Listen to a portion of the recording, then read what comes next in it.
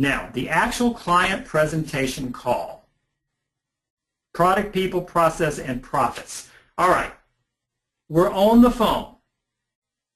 The first task or goal is to start with small talk, keep it very brief, and that can include how you're connected, who referred you, something you might have in common, a short story about how you discovered the product. If you have any impressive one-liners, maybe something you've done successful, in your career, your background, you can add that. You're basically trying to build rapport here, break the ice, because you're going to be doing it's a rather lengthy call. 30 minutes minimum. Sometimes I'm on for an hour.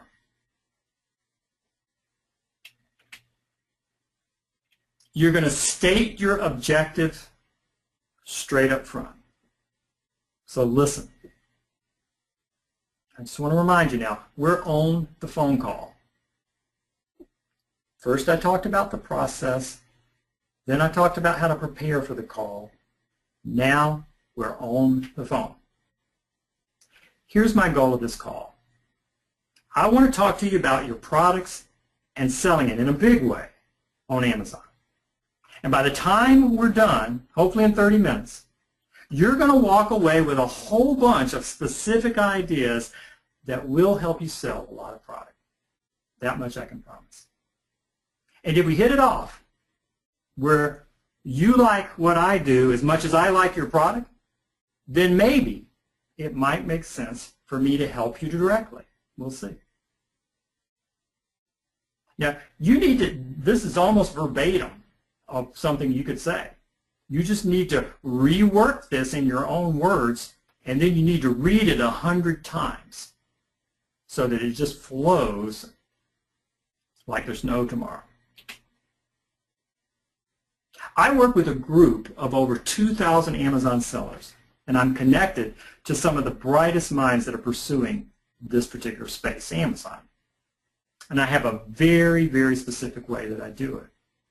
It's called product, people, process, and profits. I'm all about product, people, process, and profits. It's really just a formula, and it works, but only if you meet a specific criteria. Some of the sellers I'm working with are just killing it on Amazon in every category you can imagine. And I think with your product, you could too. And if I didn't think that, I wouldn't even be on the call right now. Now, I really want you to think about this. I've just read the first 3 or 4 paragraphs of almost verbatim what I say.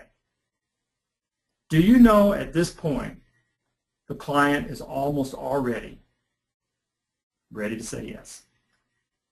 There's a lot of meat in these few sentences here, and it really sets the stage for everything that's going to come. Now it's time to ask questions. So in order for me to help you, if I may, I'd like to start by asking a few questions. Is that okay? Oh, sure, sure. How long have you been selling on Amazon? And this is only if they have been selling on Amazon. Okay. By the way, as you're asking questions, very rarely should you elaborate on their answers. You may ask for clarity on the answer, but don't try to get into to the topic yet. This is information gathering stage. And even if you don't think you need the information, you asking the questions puts you in that position of an expert that knows your stuff. Because when you take your automobile into the mechanic, you don't just drive in and drop it off and go. The mechanic will ask you some questions. What's wrong with the car? What kind of sound is it making? Is it coming from the left tire? How long has it been doing this? Have you had any work done on the car before? Has the car ever been in a wreck? I mean, they ask all these questions, okay, and you're thinking, oh boy, they know their shit here, right? If you just go up and drop the car off and then you go in and say, hey, it's not working, they say, oh, worry about it, we'll fix it. You know what? You're probably going to think, hey, I wonder, they didn't even ask me what was wrong with it. So you've got to start with questions. Are you using Amazon to sell directly to customers, or is Amazon buying your product from you and then they're setting up your page and selling it on Amazon? You could say, are you doing Seller Central or are you doing Vendor Central, but sometimes they don't know those terms. So I ask them by defining it. Are you using Amazon to sell directly to customers? That's Seller Central. Or is Amazon buying the product from you and then they're selling it? That's Vendor Central. And then Amazon has some other types of relationships as well. But you're trying to determine what you're dealing with. And I have taken over accounts that are both Seller Central and Vendor Central. Seller Central, they don't know what to do, and you come in there and you help them. With Vendor Central, they're frustrated because Amazon's not doing a darn thing to really sell their product. They just stuck it up there and they're hoping that it'll sell. So there's problems with both of these things that you can resolve. Are you happy with the results that you've experienced at Amazon thus far? Oh, this is a funny one. I swear, you find out early on if people are going to be really honest and truthful, and I can almost decide if I want to work with a client based on this particular question. Because if they say things like, yeah, it's going pretty good, good and well they're not selling shit. All right? I really like it when I get the client that says, I don't think we sold anything in the last 2 weeks. No, we put it up there and, nothing's happening. Or, yeah, we're getting some sales, but my gosh, it's hardly worth the effort. Things like that. You're talking to a person that's going to be forthright with you. But you get the person that says, we're doing okay. And you can just tell from the tone in their voice that they aren't selling. But anyway, you ask that question. Who would you say is your biggest competitor at Amazon? And this is a funny one too, because a lot of times they will know who their biggest competitor is, but they may not know who their biggest competitor at Amazon is. That's a whole different thing. And if they don't know, later I'm going to pop over and I'm going to do a search on Amazon. I'm going to say, what keyword do people type in when they're looking for a product like yours? Say they don't know your brand. And they'll tell me. And so I'll type that in, I'll do a search, and then somebody's going to pull up as #1, and I'm going to say, well, look at here, XYZ, they're your biggest competitor. And they'll go, who are they? And I'll say, I don't know who they are, but they're #1. And they're saying, well, so-and-so is the big company in this space. They sell it here, there, and everywhere. And I say, well, that doesn't matter. At Amazon, that's your biggest competitor. So we need to take a look at what they're doing and this, that, and everything else. And it's like they already, again, they think, gosh, you're brilliant, because they never thought of it in that term. They think their competitors on Amazon are the same competitors that they have out in the real world, and that's not true. Do you have a dedicated person that works on Amazon account daily? The last word is the one that really kind of gets you. Most of them don't have a dedicated person, and if they do, they don't work on it daily. And if they're not working on it daily, then they're not doing what they need to do. So you ask that question. If I go to Amazon right now and I type in the primary keyword that most people use to search for a product like yours, does your product even pull up? And their answer, you will already know because you will have done these searches. Otherwise, you wouldn't be talking to them. You know it doesn't pull up. And so if they say, oh, yeah, it pulls up. Again, they're not telling you the truth. And you might say, no, now I'm not talking about your brand name or your company name. I'm just saying they type in, the generic term for your type of product. Does your product pull up? And it doesn't. So you're underscoring how lousy their product is doing. Now, this may not be applicable, but if it is, you would say this. I noticed that you have other sellers that are selling your product on the same page at Amazon. Can you tell me a little bit about these other sellers? And just shut up. And they may not know who they are, but sometimes they do. And you need the backstory about that, because you need to find out if it's even going to be possible for you to get rid of these folks, or do they have their product out in some type of a distribution network where it's just going to be, what is the expression, the bird's out of the cage. I mean, there's just no way to fix it. And here's a fun question. How many products per day? By the way, I say that to them. I say, here's a fun question. How many products per day would you consider a good day if you could realistically sell that many on Amazon? This is just a gold mine of a question. They have fun with it, and it is an interesting question to ask, but it puts into perspective what they think is going to be a home run, so that you know whether you can pull it off or not. If they say something like, well, gosh, if we were selling, 100 units every day, we'd be happy campers. And you're thinking, 100 units, this ain't never going to happen. These people are not realistic, okay? But just digest it. It could be they're not educated and just don't know what's realistic. But take it in as information. Whatever they say, just say, well, okay, that's interesting. But a lot of times, this is what I find, and I love it when they do this. I'll say, what's the number? And they'll say something like 5. And I'm smiling ear to ear. They can't hear me or see me. I'm smiling ear to ear because I'm thinking, holy cow, I know I'm going to be able to get them 10 sales a day. So they're going to think I'm just, a genius. It's like the call gets really, really good at that point because I know they're not being unrealistic. So these are some great questions, but there are more. Here are questions part 2. You just keep going. If they get irritated over you asking questions, then they're not going to be a good person to work with because you're asking them about their product. It's like when you're walking down the street and you meet somebody that's got a new baby and you come up and you say, what's its name and when was it born?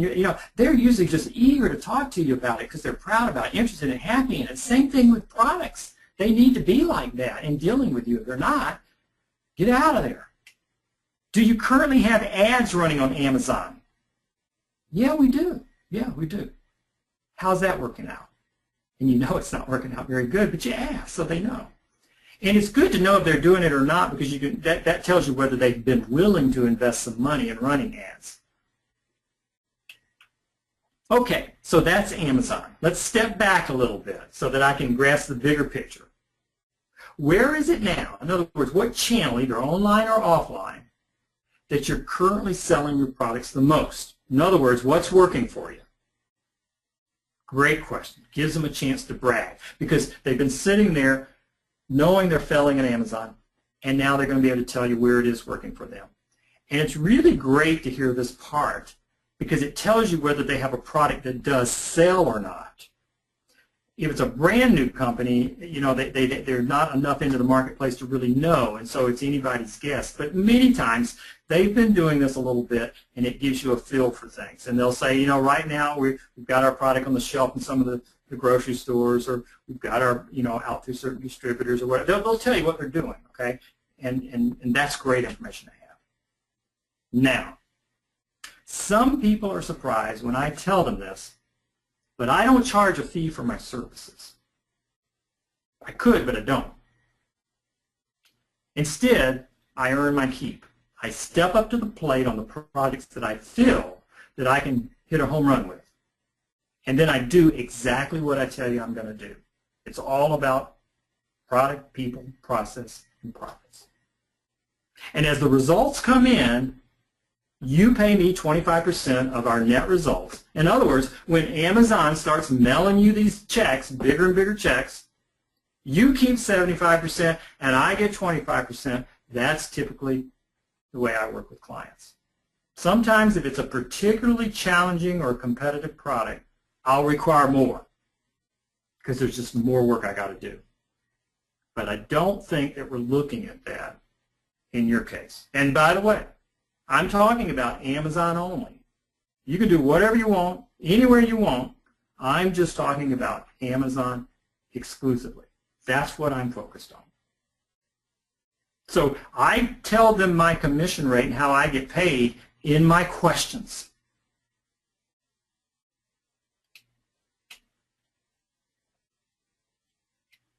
If they balk at that point, there's no use for me to reveal too much more of the secrets of how you're successful at Amazon. I'll know that right then and there. So now it's time to spill the beans. you explain to them your process. So I've asked all my questions. They know what my commission is, and now I'm ready to go into the details with them. As I've said before, what I do is a formula: product, people, process, and profits. I help optimize your product on Amazon so that we can tap the opportunities, the traffic, and the sales that you're currently missing.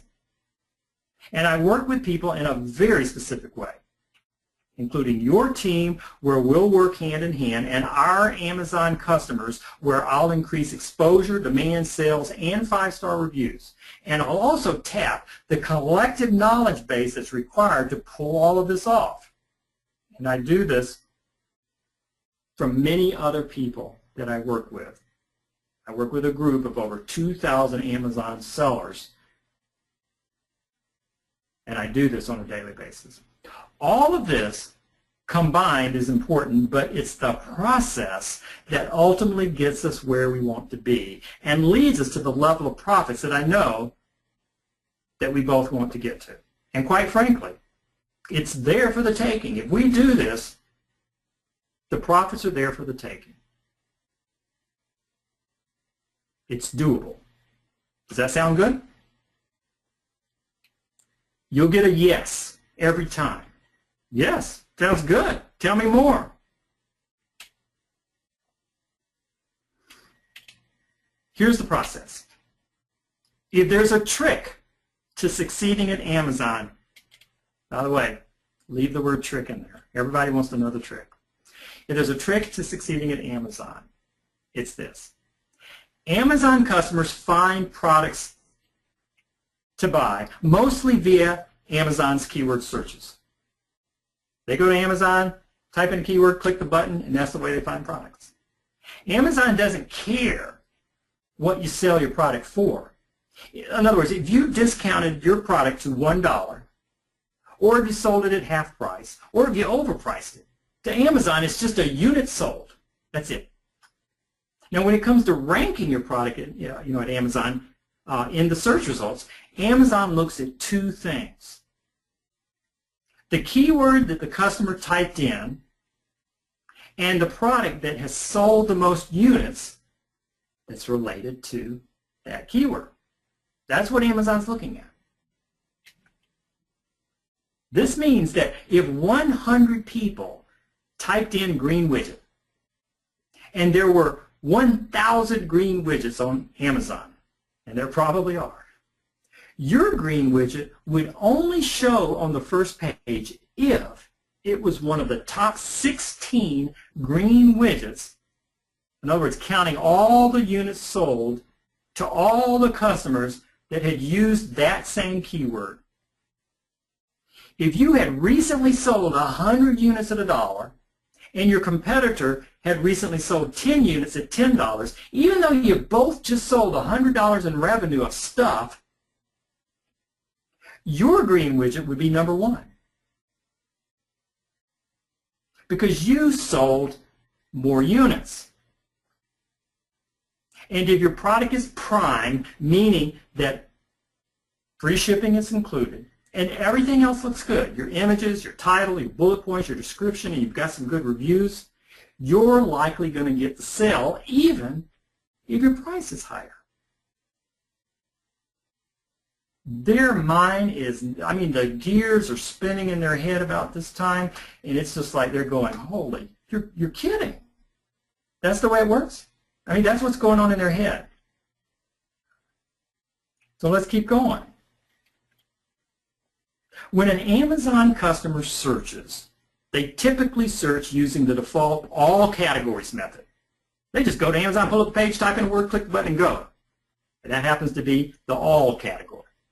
That customer is going to see 16 products on page 1 of whatever search result that they just done. And they'll see some sponsored ads peppered to the side or the bottom. So if 100 customers search for a green widget, most will buy one of the top 3 products that pull up after their search. And then there'll be a sprinkling of sales that will go to the remaining 13 that are on that same page. There's 16 spots there. The top 3 get most of the sales, and then a sprinkling of sales go out to the remaining 13. Very few people click to page 2 and page 3 and page 4. What they'll do if they don't see anything on the first page, they'll type in another keyword and click go again. It's like first page or bust, first page or bust. So we've got to get on the first page. Most products have a short list of keywords that their target audience use in searching. Might just be 1 or 2 or 3 or 4, just a small little list. And if you can achieve the top number of units sold for all of your primary keywords, you're going to crush it on Amazon. Yes, there's a cost to doing this, but like every other method of marketing your product, there's always a cost to get things rolling. In other channels, it might be ad cost or hiring programmers or booth space at a trade show or commissions out to sales reps or distributors, whatever. There's always a cost. With this process, your cost is merely the cost of the discounted inventory that you're required to achieve the level of unit sales at Amazon for each keyword that we might target.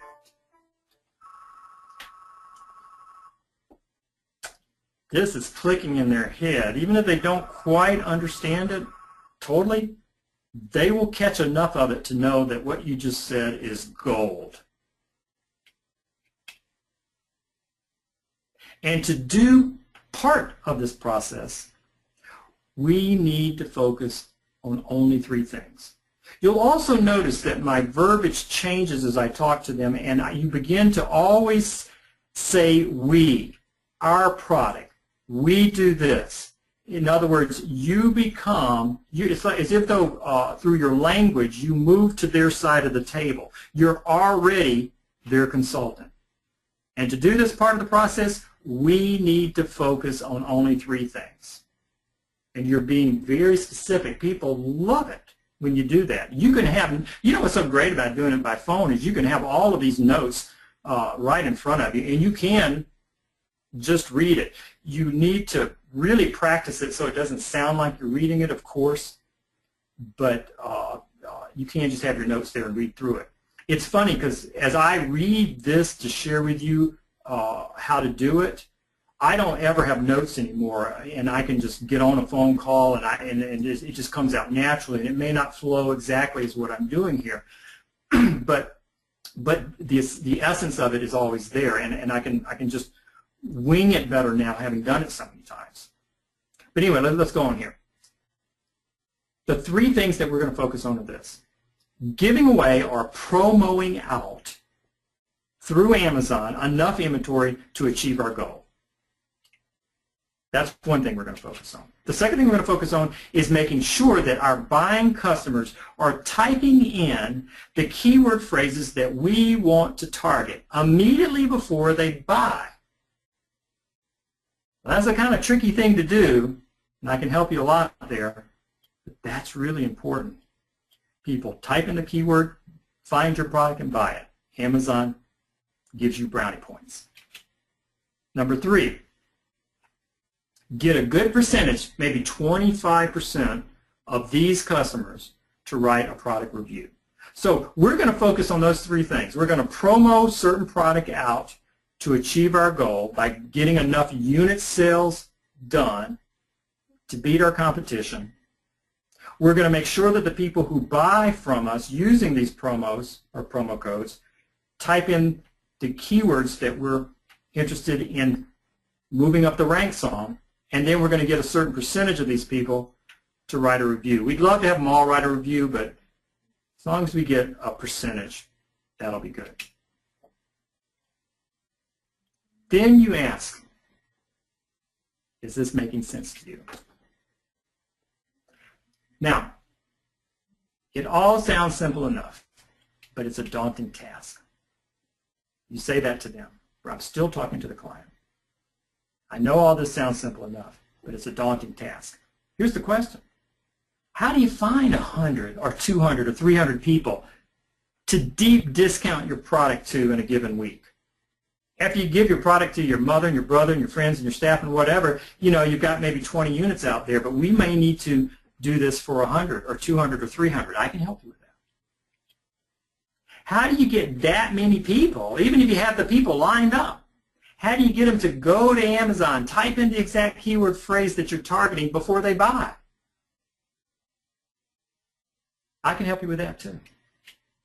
And how do you encourage them without violating any of Amazon's policies, because they don't like it if you bribe people to write a good review. In fact, that's something we'll never do. But there are ways to encourage people to write a review. How do you do that? I can help you with that too. Well, I can tell you, because I do this sort of a thing, it's very doable. It's just part of the process that I take my clients through as we climb the ranks and rack up the sales. Is this making sense to you? You're going to get a yes. You're going to get a yes. By the way, another just general rule of thumb when you're talking to clients, always ask questions in a way where the answer is going to be yes. Don't ask questions where you know the answer is going to be no, because you're wanting the prospect to say yes, yes, yes, yes many times as you talk to them. Okay, next step. Let me run through the 5 criteria to make sure that you qualify to do this. You see, they're interested. And now you're going to tell them, you know, maybe you don't qualify. So let me tell you the 5 things that are critically important. And all of these things you need to be able to meet, or else it just isn't going to work. Number 1, your product must be sold and fulfilled via Amazon Prime, what's called FBA. Is that doable? Let's see what they say. If they say something that's wrong, just say, well, we're going to have to come back and discuss that more. Okay? You need to be able to stock enough inventory to handle any promos that we need to get out there, and to handle the full price retail sales that will follow. Is that doable? Now, it's a bit of a guessing game and to know exactly how many of the products that we're going to have to discount and promo out there. But our goal is to get onto the first page, and there's some certain number that if we do it, it'll get us there. And we're going to have to decide exactly which keywords we're going to target to do this to. But I would say it's smart to be prepared to promo out somewhere between 200 and 300 units each month for at least 3 months. So the question is, can you handle that amount of product as a cost of doing business at Amazon to get you ranked in the sweet spots? And then shut up. See, here's the thing, guys. You may be thinking, oh my gosh, Dan, you know, 200 or 300 products a month for 3 months, that's almost 1,000 products. That could be a lot. So be it.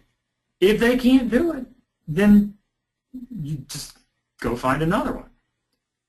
But what you will find is that if people really believe what you've told them, and they should because you're telling them the truth, they start thinking of, not that it's a lot, they start thinking, how am I going to do this? All right, I don't have that much inventory, I don't have that much, you know, could I, you know, they start thinking, could I put it on our credit? You know, instead of you having to put stuff on your credit card or mortgage your house to get more inventory or something, they're going to start thinking just like you thought when you started trying to figure out how you're going to get inventory.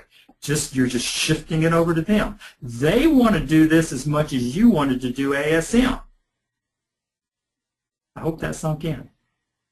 And because they want to do this as much as you wanted to do ASM, because they need to sell their product, they're going to start figuring out how they're going to be able to come up with that much inventory to give away. That's their problem. You're just telling them the truth. And they can either do it or they can't, and if they can, you'll work with them. If they can't, it just isn't going to work. So the question is, can you handle this amount of product? See what they say. The 4 costs that you're going to have, and this doesn't really add up to be all that much, but I like to tell people that I'm working with what it is up front, are these. You're going to have to pay for your Seller Central account. You're probably already doing that. It's about $40 a month. You're going to need to budget some money for Amazon sponsored ads. Not all of my clients, but a lot of them have good results from doing that. So I can't say for sure if yours is going to be good, bad, or indifferent, but we're going to try it. And we'll put up $500 each month, and we'll do it for 2 or 3 or 4 months. And Amazon provides very clear statistics to tell you if you're making money or if you're not making money. It's also important to be able to do these ads in the beginning, because until we get ranked, it's the only way for your product to show up on the first page is through the Amazon sponsored ads. If you do that, then it looks like you're on the first page even though you're paying to be there.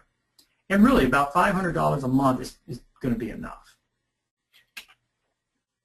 For an Amazon customer autoresponder, that's going to run you somewhere between $40 and $80 a month.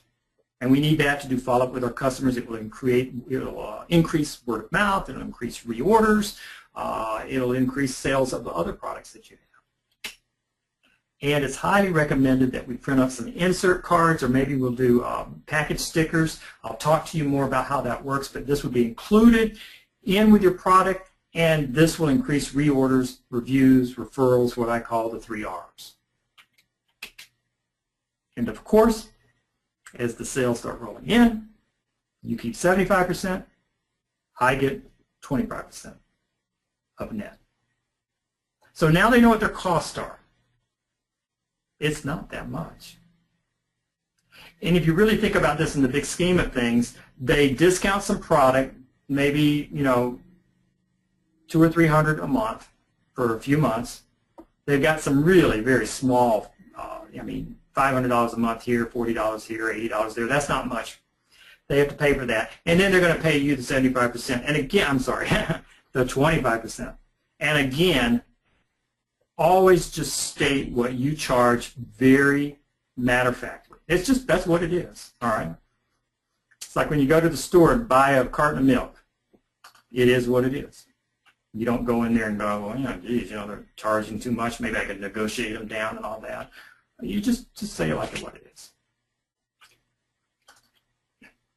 Now we're at the end of the call, and I like to end it kind of like this. That's it. It's a process.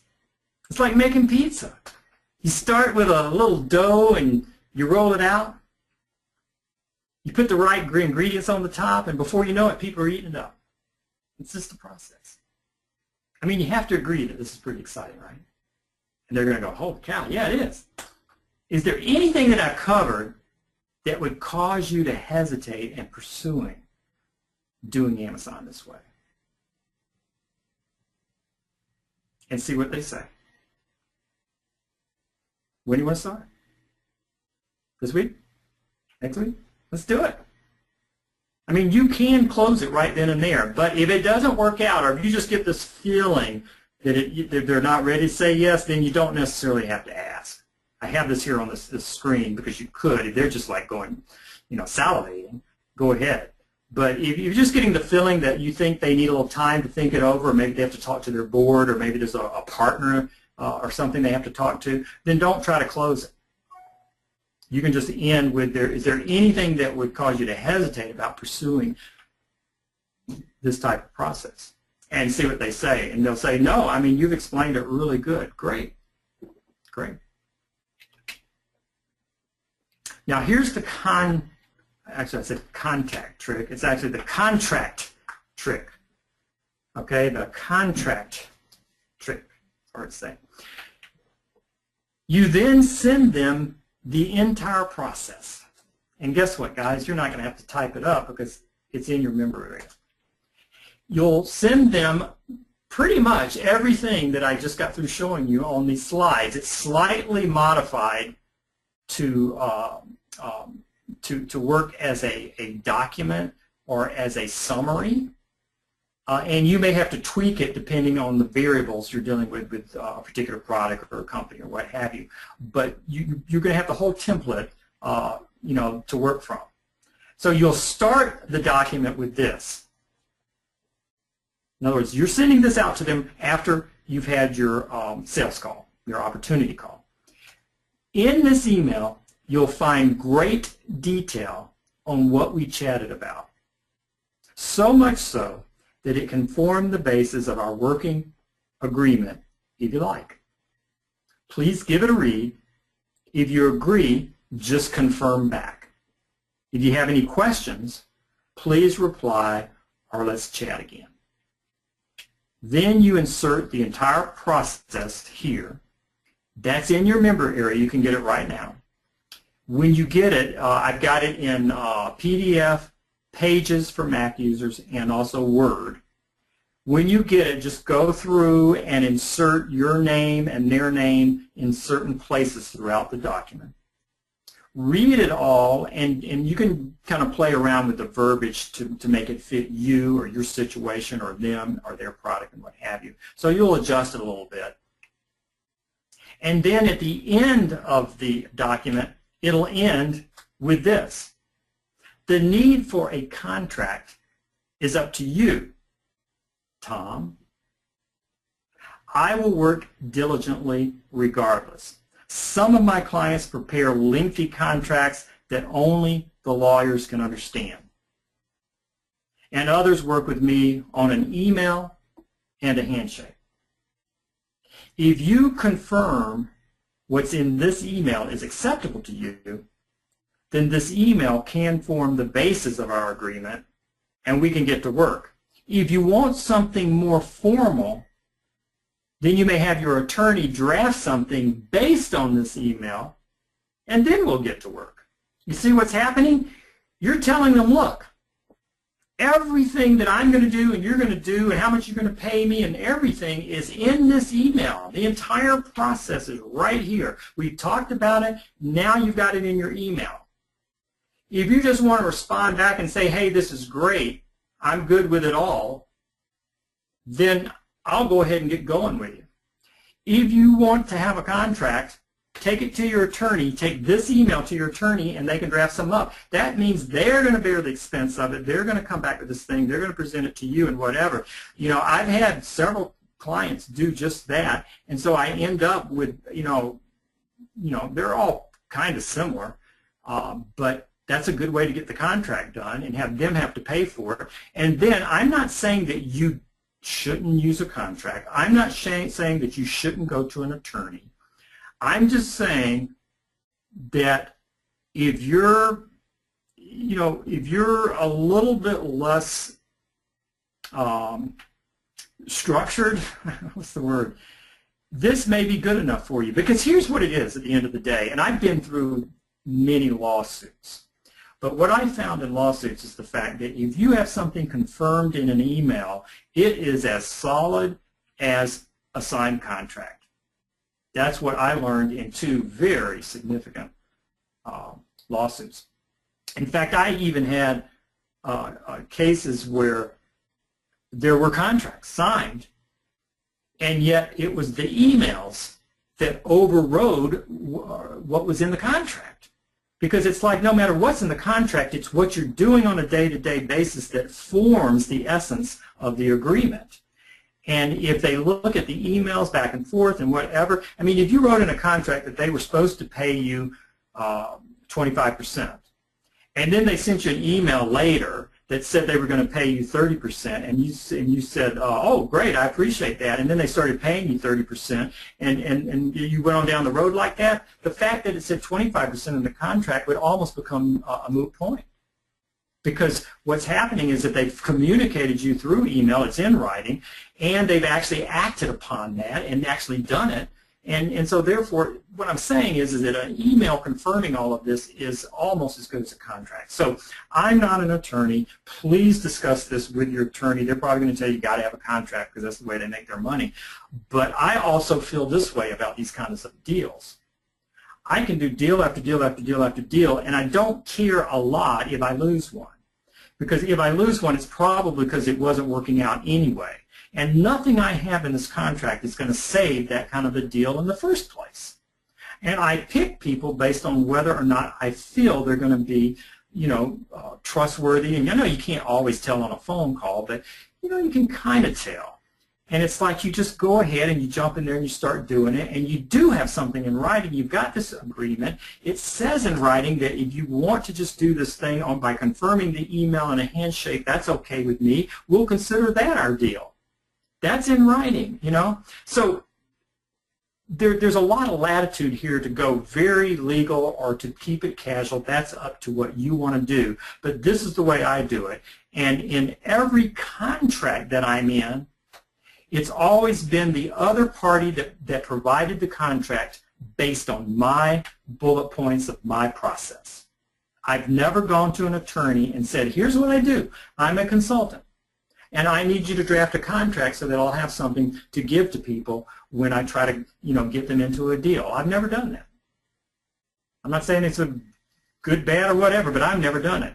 Instead, I know exactly what I want out of my deal. I've given it to you in a document. I've covered it in these slides tonight, and I tell them, here's what we're going to do. Here's the deal. Here's the process. Here's the plan. Here's how much you're going to pay me. Here's what's going to happen if the company gets sold. Here's what's going to happen if I can't keep your product on the first page. Here's what's going to happen if we don't make so much money. Here's how we part. You know, all the things are there, but it's just an email. And so if you like that approach, you can do that. I think at the end of the day, if the deal's gone sour and it's not going to work, or if they're not paying you, let's say they decide they're not going to pay you. I have had that happen before, not with Amazon, but with other consulting agreements. I've had people not pay me. Then what happens is you just stop doing your work, and you know, they're just left standing high and dry, and you can decide if you want to get into a lawsuit or not. Okay. Here's the final thing you say in this email. I'm genuinely excited and will step through the process as soon as you say go. We can start January, if you'd like, as a realistic month to kickstart our very first item. Or you can give them the this or that thing. Would you like to start this week or maybe at the beginning of the month?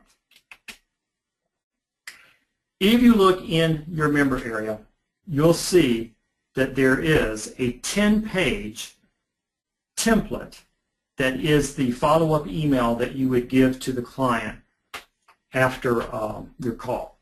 Now, here's what's good about everything I've shared with you tonight. We're going to open it up for questions. What's good is that there is just one single formula, one single process that I use. And this one single thing handles everything. It handles how I speak and talk and present to the client on the telephone. It handles how I actually perform my duties, what I'm going to do, what they're going to do. So I kind of know, you know, what's my first step, my second step, my third step. Okay, and it handles the formation of the agreement, whether I use a casual email confirmation or whether I have this made formal with the help of an attorney. It handles all of it. And it also gives me the greatest follow-up email that you can imagine. I don't send this over as a, you could, but I don't send this over as an attached Word document. I take all of the content and just paste it into an email, straight into the email. That's the way I do it. So that it's like, okay, here's an email, not some document that I had, you know, prepared or stashed away. To me, that just seems too formal. So you do it how you want to do it, but you have the 10 pages. You have to go through it, insert your name and their name in multiple spots throughout the document, and put your address and everything in there, and you're off into the races. Questions. Okay, so let me go over to the question area. And let's see. Okay, Dan, on average, how long does it take to start seeing sales? Dan, just again, an average, will these slides be available to us? The slides are already available. They're in your member area now. Also, the recordings. Last week's recording is already in the member area. I've broken it into 5 parts, so it's more digestible. And then within a day or 2, as soon as we can render this, we'll have it this session also in the member area. But on the average, how long does it take to start seeing sales? Oh man, it can be quick. You know, you have to, however long it, first of all, I'm assuming you're saying from the moment they say, okay, let's do it. All right. So how long from that point before you start seeing sales and then money? If they're already up on Amazon and they already have the inventory there, it can be super fast. It's just how fast it's going to take you to improve their images, improve their title, improve their bullet points, improve their description, for you to get some product out into the marketplace at steep discounts to drive the unit sales up, provided they've got enough inventory there. That can all happen easily within 30 days.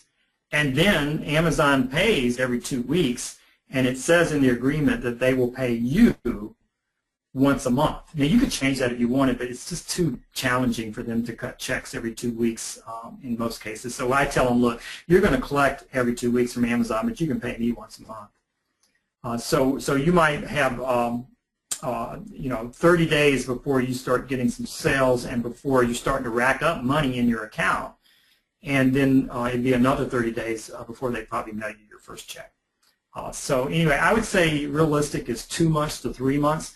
Now, if they don't have inventory, let's say it's a client who's got product, but they never sold on Amazon at all, and you're talking to them about Amazon and they're real interested, then they've got to kind of go through that whole process of learning how to ship product into FBA and printing the labels and making sure you got the FNSKUs and you know, UPC codes and all that right. And there's just a number of steps. You guys should be familiar with that either because you've studied it or you've done it. So I would say if they're already at Amazon, 60 to 90 days. If they're not at Amazon, maybe 90 days plus. It'd be hard to say, there's too many variables. But here's the good part. No matter what it is, it's faster than you flying solo. Again, I underscore, I'm not saying you shouldn't do ASM as a solo entrepreneur. Yes, do it. But this is faster. This is safer. This can expand, you know, bigger, much faster, because you don't have the hurdles. You don't have the inventory and the cash hurdles. That's what stops everybody. So it's pretty darn fast. I showed an example in our first webinar, which was with one of our clients, and it took 90 days, and within 90 days. I personally was bringing in right around, I'm trying to remember, it's right around $3,000 a month within 90 days. So, I mean, that's good. You go and look at all of the people who are posting screenshots of their Seller Central sales, and you see the $10,000 a month and the $25,000 a month and the $50,000 a month, and those are good things. But if you ask them the next question, it's like, are you at the point yet where you've got spendable money? You'll find that many of them are going to say, no, not yet. Yes, they're building to something that's going to be quite wonderful, and you should go for that. But this is just a slightly different variation. Same skill sets, slightly different variation. Because you're having to roll so much money back into inventory to do it the other way. Okay, next.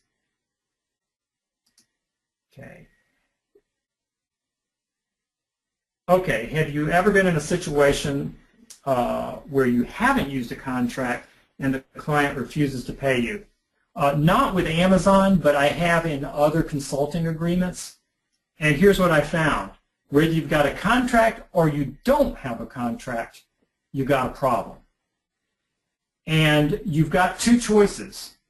You can first start using a little, you know, persuasion to get them to pay you. You can stop providing services And you can even remove some of the services perhaps that you've done if you still have access to the seller's account.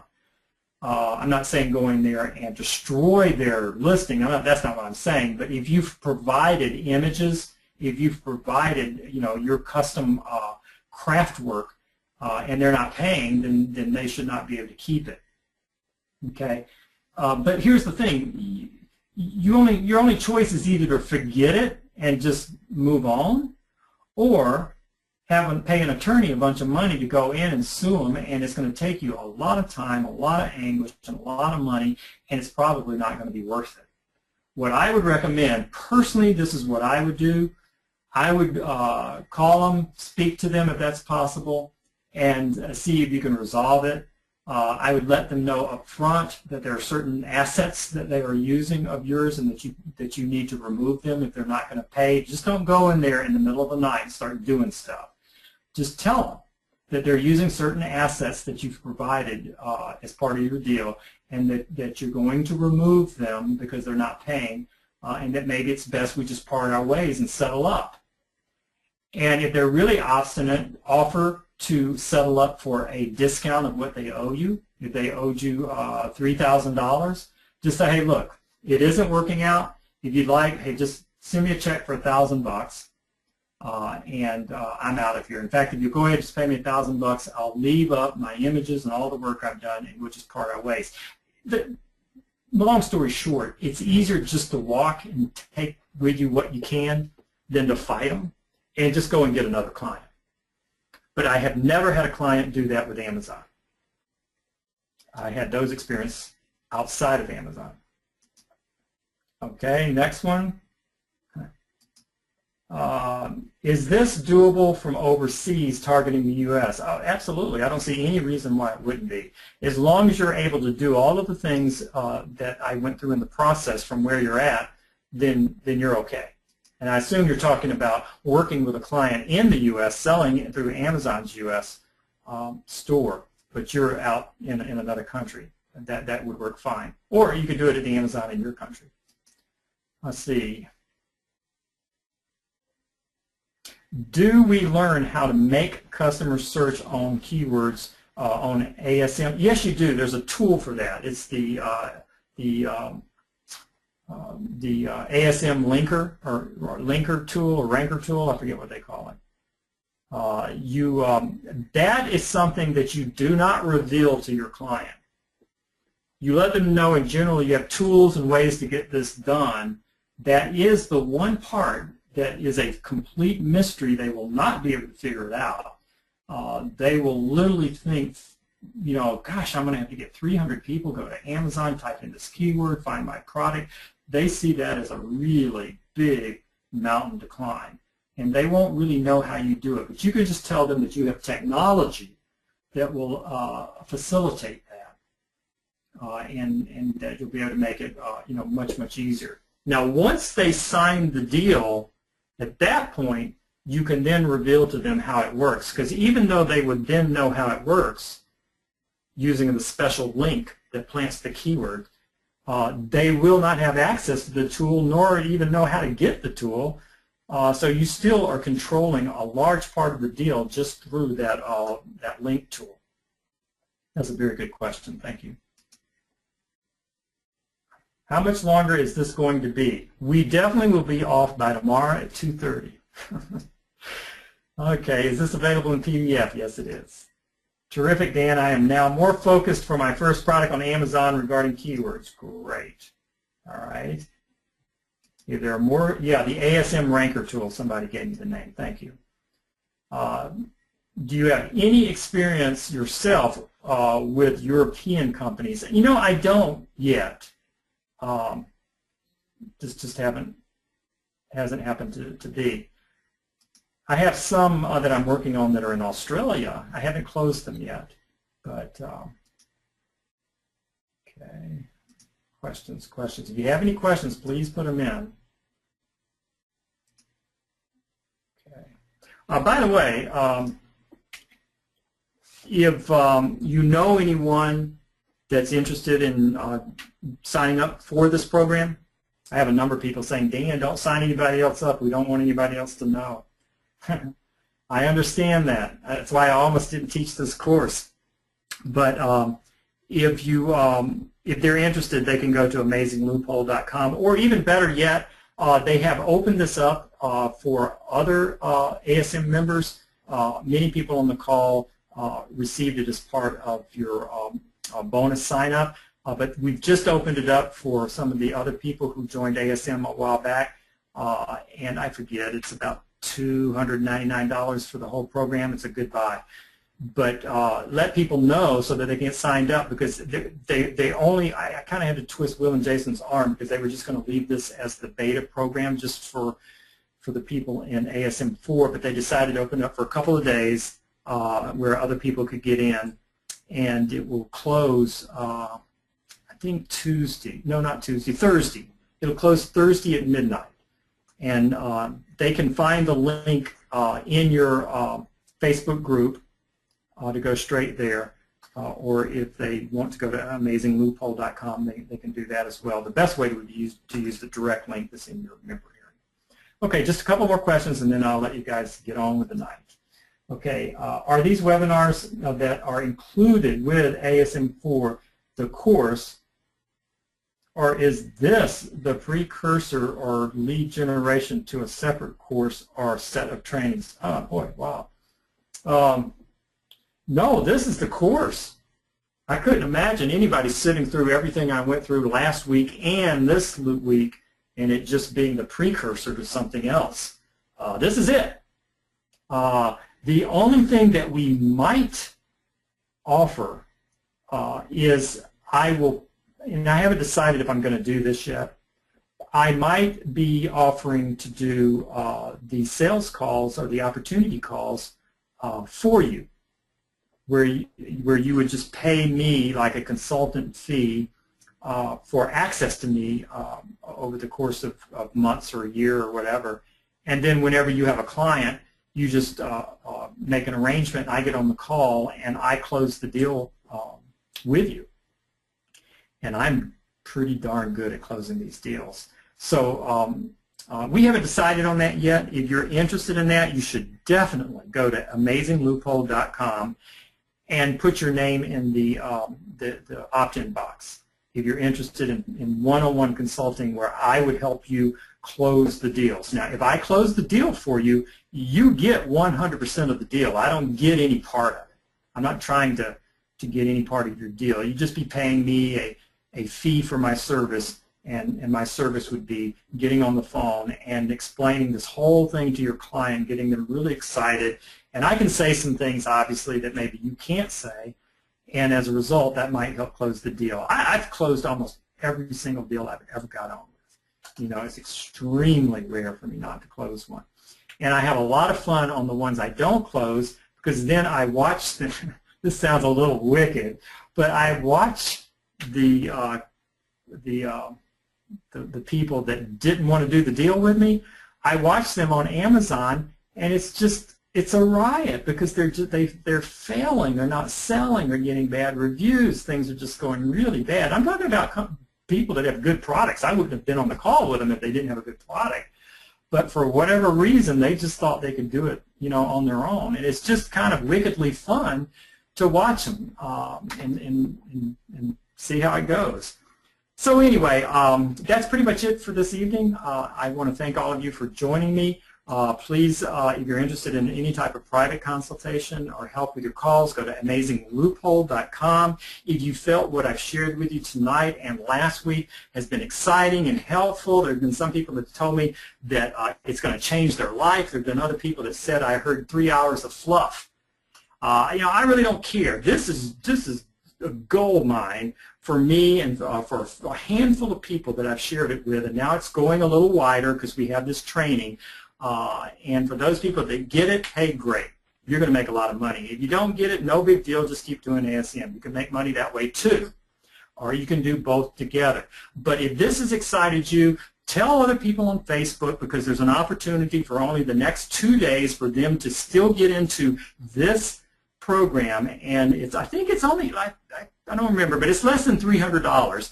And after the holidays, when we open this thing up and sell it on a much larger scale, It's probably going to be around $1,000 or more. I don't know for sure.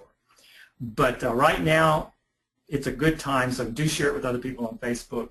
And that is pretty much it. We are at the end. Please go into the member area. You already have all the slides. Oh, you got to see this. Happy holidays. Yep, that's right there on Amazon. That's where Santa stays most of the year. So anyway, guys, it's been great, and I will see you after the holidays. Our schedule is right here. I will see you on January the 6th. At 4 p.m. Pacific. That'll be our third session, and then we'll do a long Q&A session on January the 13th. Have a great holiday. Make a lot of money. I already have students that have said they've closed deals after the very first session, so I'd love to know if you've closed any deals. Just let me know. It's been exciting. I can't wait to see you at the beginning of the new year. Let's make it happen. Good night.